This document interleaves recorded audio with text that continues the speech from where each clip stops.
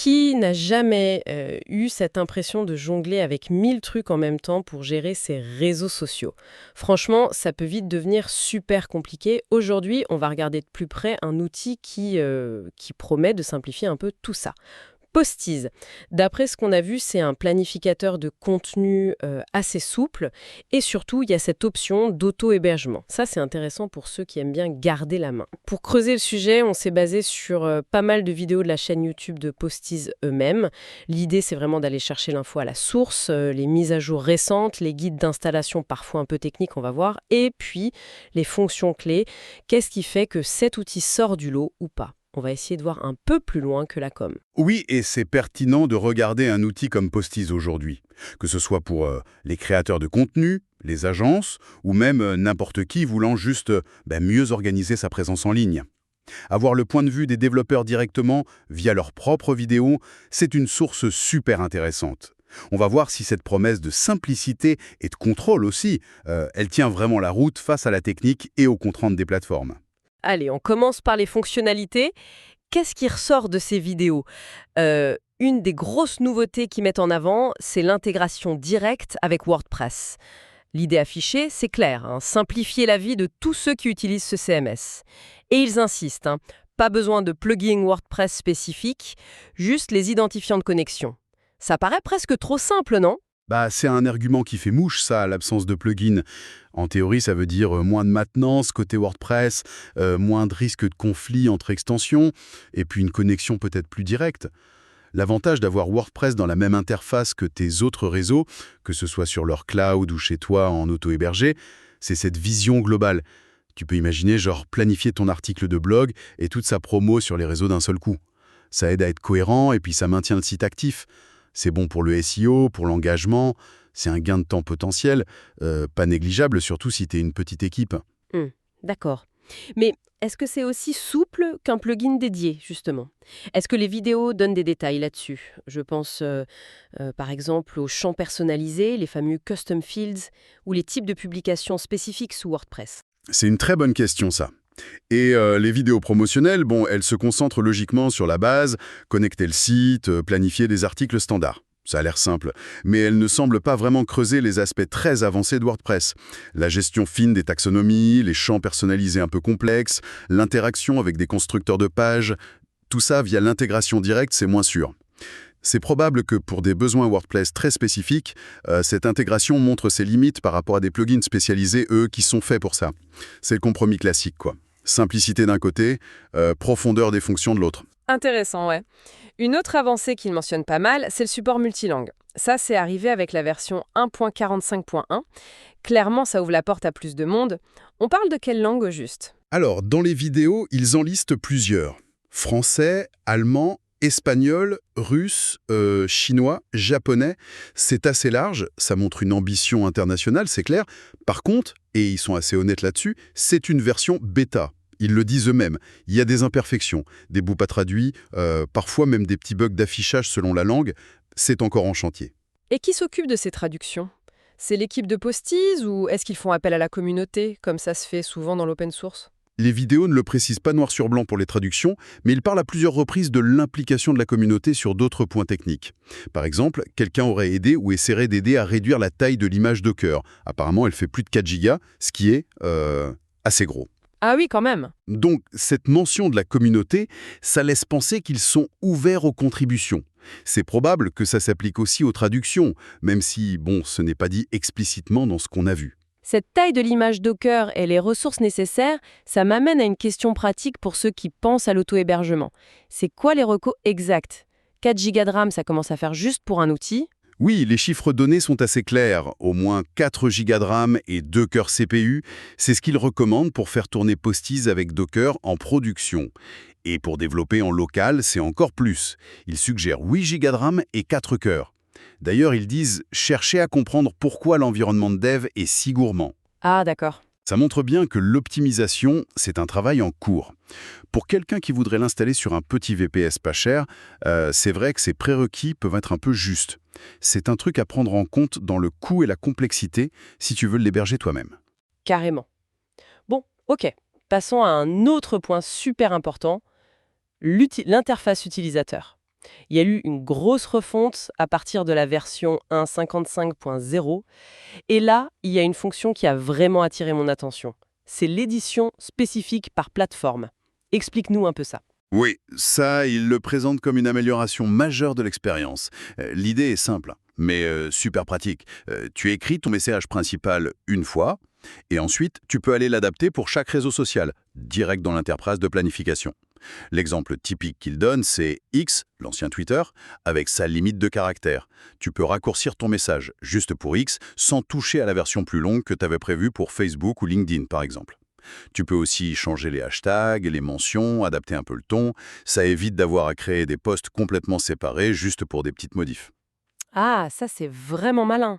Ça répond à un vrai besoin pour ceux qui veulent optimiser pour chaque plateforme sans y passer des heures. Est-ce qu'il y a d'autres améliorations de l'expérience utilisateur dans cette refonte qu'ils ont mentionnée? Oui, oui, il y a d'autres petits trucs sympas. Par exemple, pouvoir coller ou glisser, déposer des images direct dans l'éditeur, sans que tous les grands frisent. Apparemment, c'était un peu pénible avant. C'est le genre de petits détails qui, au quotidien, changent pas mal la donne niveau fluidité. Et cite aussi la possibilité de réorganiser l'ordre des réseaux connectés. Ça, c'est arrivé en 1.57.0. C'est pratique quand tu gères plein de comptes différents. D'accord. Et dans les vidéos, il parle aussi vite fait d'un souci technique avec une librairie tierce, Sweet Alert 2. C'était quoi exactement cette histoire? Oui, c'est un truc assez précis, mais ça montre qu'ils sont réactifs. Sweet Alert 2, c'est une librairie connue pour faire des jolies boîtes de dialogue, des alertes, ce genre de choses. Et en fait, une version spécifique de cette librairie avait un bout de code qui affichait des messages politiques pro-palestiniens, apparemment, si on consultait le site depuis certains endroits. Bon, évidemment, c'était pas du tout le but pour Postiz. Ah ouais, d'accord. Dès que ça a été repéré, l'équipe Postiz a communiqué dessus et ils ont vite mis à jour pour utiliser une version de Sweet Alert 2 sans ce code. C'est un bon exemple des risques avec les dépendances externes, même si là, ils ont corrigé le tir rapidement. Ok, c'est bon à savoir. Parlons maintenant d'un truc crucial, surtout pour un outil qui publie en arrière-plan les perfs et la stabilité. Les sources parlent de problèmes au début, des soucis de surcharge, de heavy load issues. Qu'est-ce qui n'allait pas?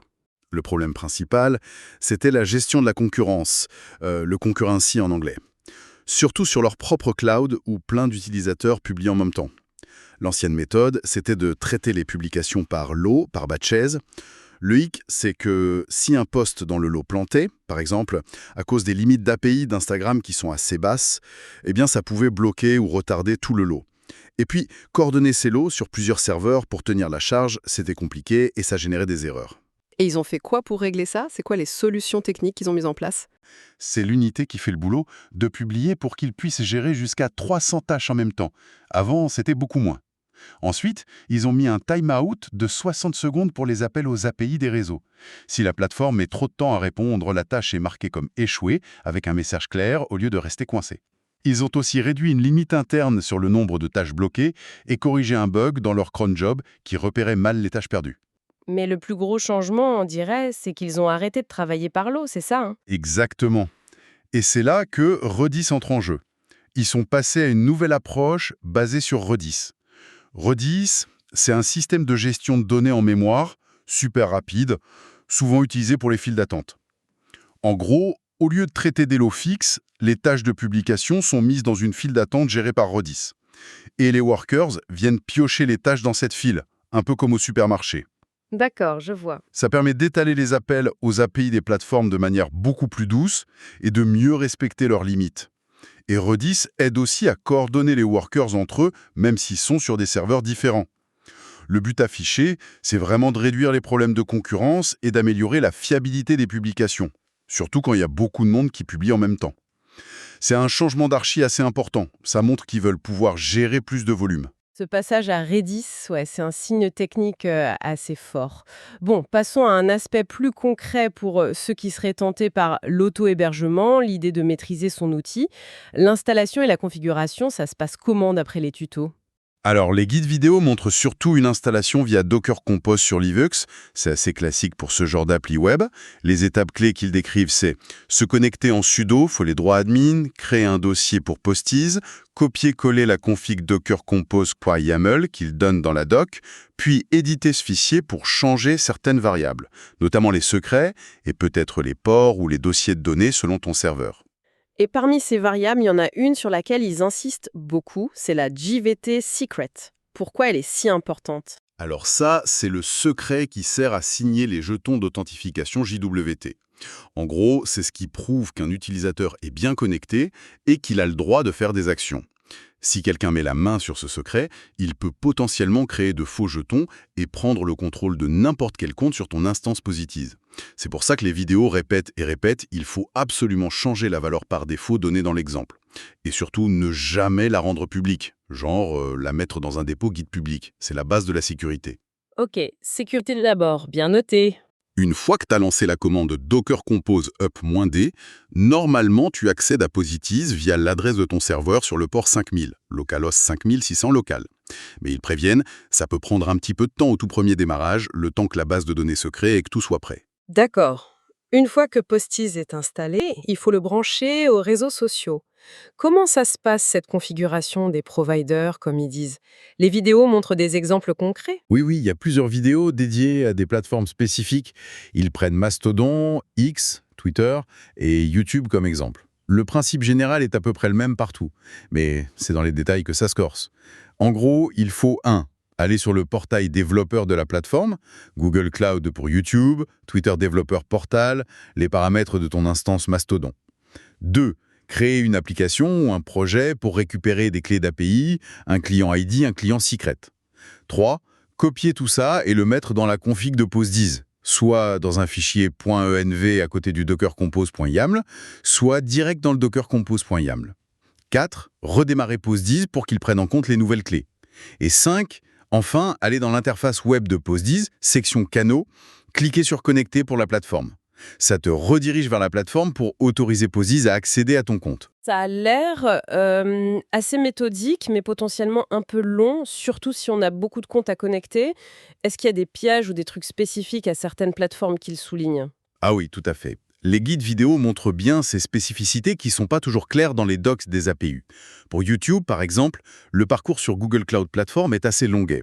Faut créer un projet, activer l'API YouTube Data V3, configurer un écran de consentement OAuth, c'est ce que l'utilisateur verra quand il autorisera, et surtout, comme l'app Postz n'est pas vérifiée par Google par défaut, il faut ajouter à la main les comptes Google qui vont l'utiliser comme utilisateur test. C'est une limitation de Google.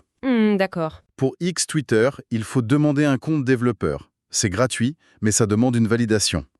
Pour Mastodon, il y a une petite astuce pour Windows, une commande PowerShell spécifique pour générer les clés, parce que OpenSSL, c'est pas toujours simple sous Windows. Et il y a des plateformes pour lesquelles ils ne donnent pas de tuto. C'est ça, j'ai cru comprendre. Oui, et ça c'est un point important qu'ils répètent souvent. Les plateformes Meta, donc Facebook Pages and Groups, Instagram Business, et sûrement Threads aussi, et TikTok. La raison qu'ils donnent, c'est que ces plateformes demandent une vérification d'entreprise pour donner les permissions nécessaires à une app, comme Postz, pour publier de manière fiable via l'API. Le créateur des vidéos explique qu'il n'a pas cette vérification, donc il ne peut pas montrer le processus complet. Ah ouais. C'est une grosse limitation pour ceux qui comptent beaucoup sur Facebook ou Instagram, quoi. Il faudra soit faire la démarche de vérification soi-même, soit trouver une autre solution, soit attendre. C'est une info super importante, ça. Donc, si on résume un peu les points à considérer pour quelqu'un qui serait intéressé, l'auto-hébergement, ça demande d'être à l'aise avec Docker et d'avoir une machine qui tient la route niveau ressources. C'est bien ça, hein? Exactement. L'option auto-héberger, ça t'offre le contrôle, c'est sûr, mais ça vient avec la responsabilité de l'install, de la maintenance, des mises à jour, de la sécurité, le fameux JVT Secret, c'est un exemple, et puis la gestion des ressources du serveur. C'est bien que la communauté essaye d'optimiser la taille de l'image de cœur et l'utilisation des ressources, mais pour l'instant, il faut quand même prévoir un environnement un minimum solide. Et la configuration manuelle de chaque réseau, c'est une autre étape qui demande du temps et de fouiller un peu dans les portails développeurs. Les tutos aident, mais ils ne couvrent pas tout, surtout avec ce potentiel casse-tête pour Meta et TikTok. C'est exactement ça. Faut être prêt à y passer du temps au début pour tout mettre en place. C'est pas une solution plug and play à ce niveau-là, même si l'interface utilisateur, elle, a l'air de simplifier le travail au quotidien après. Pour le support, il parle surtout de 2 canaux. Un serveur Discord communautaire, c'est souvent là que ça se passe, pour l'entraide sur les projets open source, et les commentaires sur les vidéos YouTube. Le développeur principal a l'air assez réactif pour répondre aux questions là-bas. Un fort clair lisse, l'intégration WordPress sans plugin, édition par plateforme, et surtout cette option d'auto-hébergement qui va plaire à ceux qui veulent garder le contrôle sur leurs données et leurs outils. Ouais, Ce qui est fascinant, c'est de voir la trajectoire de cet outil open source qui essaye de trouver sa place. On voit des améliorations techniques concrètes, la refonte de l'UI, le passage à Redis pour la stabilité, et il semble écouter les besoins d'usage. Multilangue, intégration WordPress. Mais bon, faut mettre ça en face des défis qui vont avec ce genre de projet. La configuration qui peut être complexe pour l'utilisateur final, les besoins matériels pour l'auto-hébergement qui sont pas nuls, et surtout, cette dépendance aux API des grosses plateformes. Et à leurs règles qui deviennent de plus en plus strictes. On le voit bien avec le blocage actuel pour Meta et TikTok. C'est vrai. L'implication de la communauté, par contre, si elle grandit, ça pourrait vraiment aider à passer certains de ces obstacles. Effectivement, cette tension entre l'ouverture de l'open source et le contrôle des grandes plateformes, elle est vraiment là. Tout à fait. Et ça amène à une question plus large, pour réfléchir un peu. Alors que les géants Meta, Google, TikTok, X, ils resserrent de plus en plus la vis sur leurs API, ils demandent des vérifications compliquées, ils limitent les accès gratuits. Quel est l'avenir réel pour des outils indépendants et open source comme Postiz, qui veulent s'intégrer partout au bi? Est-ce qu'ils peuvent vraiment rester une alternative viable sur le long terme face aux outils officiels ou aux gros acteurs commerciaux qui, eux, ont les moyens de passer tous ces filtres? Comment cet équilibre fragile entre l'innovation ouverte et le contrôle des écosystèmes va évoluer? C'est un enjeu qui dépasse largement Postiz. Ça touche tout le monde des outils marketing et tech.